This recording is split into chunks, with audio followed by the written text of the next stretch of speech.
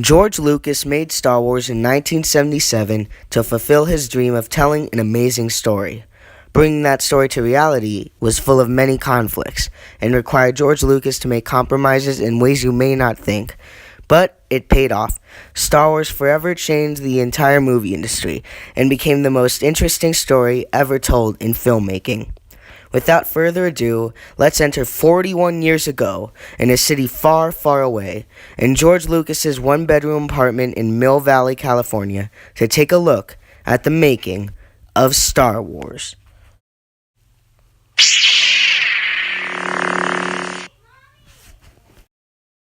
After making his first two films, THX 1138 and American Graffiti, it's believed Lucas first thought of the initial idea of Star Wars when working with Francis Ford Coppola on The Rain People. He wanted to buy the rights to reboot Flash Gordon, but couldn't afford it. Instead, he compromised and decided to make his own fantasy. He first wanted to recreate mythology's role and believed Westerns were the last mythological genre. But they were out of date, and George just wasn't interested in making a film of that type. Thus, he thought of what would replace Westerns and decided space. This led him to write a science fiction movie. At the time, there were a lot of sci-fi films in Hollywood, but it was more of a post-apocalyptic future, like Lucas's own film, THX 1138. Lucas wanted to make a lighter one that blended myth and fairy tale, and thus created a new way of looking at science fiction. In an interview, Lucas said, quote, "The reason I'm making Star Wars is that I want to give young people some sort of faraway exotic environment for their imaginations to run around in.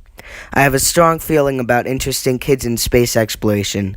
I want them to want it. I want them to get beyond the basic stupidities of the moment and think about colonizing Venus and Mars. And the only way it's going to happen is to have some dumb kid fantasize about it. To get his ray gun, jump in his ship, and run off with this Wookiee into outer space. It's our only hope in a way."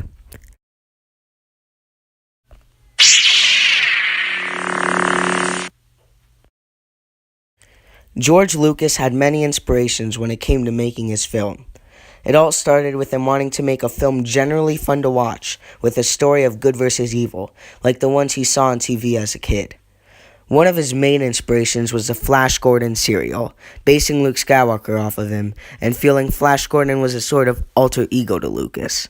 The show was also where he got the idea for his opening crawl. A very interesting concept was the Force, which George described as, quote, "boiling down religion into a very simple concept. The Force works for both good and evil and controls your destiny." Other inspirations were old westerns, romantic fantasies, author George R.R. Martin, Lucas's dog, Lucas's love of auto racing, the movie The Hidden Fortress, writer Joseph Campbell, a Japanese samurai soap opera, a hamburger with an olive in it, Buck Rogers, and his own previous project, Apocalypse Now.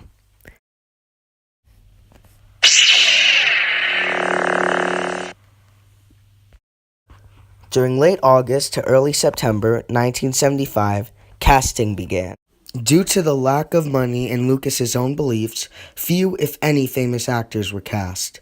This compromise paved the way to the rise of many new actors, such as Mark Hamill, who played Luke Skywalker. Anthony Daniels played C-3PO. Sir Alec Guinness, an actual knight playing a fictional one, played Obi-Wan Ben Kenobi, with a contract giving him $15,000 a week and 2% of the earnings of this and future Star Wars films. Those earnings eventually reached $95 million. Carrie Fisher, born into show business as daughter of Debbie Reynolds and Eddie Fisher, played Princess Leia. David Prowse, who got to decide which tall character to play, Chewbacca or Darth Vader, decided to play Vader. He believed the main villain would be more memorable. Chewbacca's role was given to Peter Mayhew.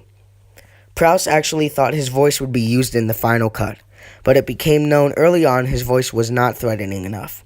Thus, Vader was voiced by James Earl Jones, who asked not to be credited. At the time, he said he didn't do enough work to be credited, but later admitted it was because he didn't want to be typecast. Finally, the role of Han Solo was given to Harrison Ford, who played a similar role in American Graffiti, as a man obsessed with speed and ego. Harrison Ford, at this time, was working as a carpenter and was only there to fix a door and deliver scripts to cast members. But when he got to read Han Solo's lines, he was so good he got the role.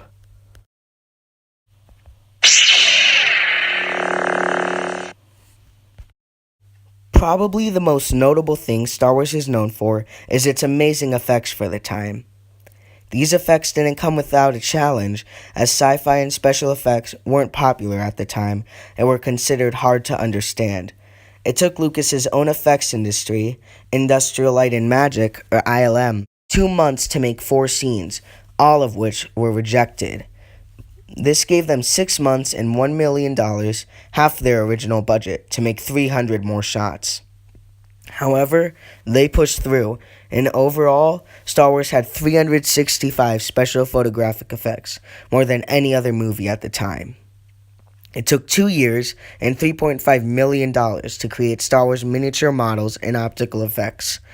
Not only were these effects massive in quantity, but also quality, as new computer controls allowed filming with freedom never before exercised in film. Movie makers now had the ability to pre-program movements for the camera. These cameras, when moved over a stationary object, like a model of a spaceship, created the illusion of motion. Some of the most interesting of these effects were the sounds made by sound designer Ben Burtt. Burtt, an underappreciated hero of Star Wars, had to make compromises due to a low budget with an insane amount of creativity, making iconic sounds in ways you may not expect. For example, the TIE Fighter's engine sound was made by mixing the sound of an elephant and car driving on rainy road. The Tusken Raider's yowl was made with mule sounds and mule imitations. R2-D2's voice was made with synthesizer loops matched with beeps, tweets, and loops, based on infant coos made by Burtt himself. Darth Vader's breathing was made by putting a microphone in a scuba tank regulator. Finally, the lightsaber was made by recording a projector's hum. There were also many equally impressive practical effects. Overall, the Star Wars team made 33 fully operative robots, along with many other items. One of these was R2-D2. Though he was played by Kenny Baker, there was also a mechanical version of the droid. One of the most interesting effects was the lightsaber. The original lightsaber's hilt was actually the flash attachment of a camera. The blade was made with a rotating pole covered in reflective tape to reflect the light. The effect was less than appealing, but was progressively improved throughout filming. Other interesting practical effects include the banthas being elephants with fake pelt and horns, also the Death Star trench having 10,000 painted on windows, only to later be blown up in the ILM parking lot. Also, there's the actual size Millennium Falcon model, which was extremely detailed, even including the mistakes made in the original model. It was so big, sets were built around the model, not the other way around.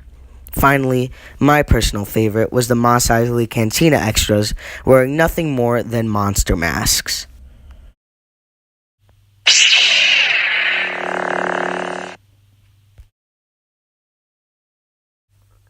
After filming, on May 25, 1977, Star Wars was released in 30 theaters. George Lucas was so sure of its failure, instead of attending the premiere, he went to Hawaii with Steven Spielberg. However, to his surprise, Star Wars was a national phenomenon. It played in 1,098 theaters in the U.S., a lot for the time, by summer of that year. The astonishing effects and methods of storytelling had never before been seen in any other movie. Its revolutionary technology forever changed the special effects and entire movie industry as a whole. With an $11 million budget, $45 million adjusted for inflation, it got $8.7 billion of gross ticket sales. Also, Darth Vader, C-3PO, and R2-D2 put their footprints on the sidewalk in concrete outside Mann's Chinese theater. The characters may have cemented their footprints in concrete, but this entire movie cemented itself forever in the story and the memories of fans everywhere, with its story taking place a long time ago in a galaxy far, far away.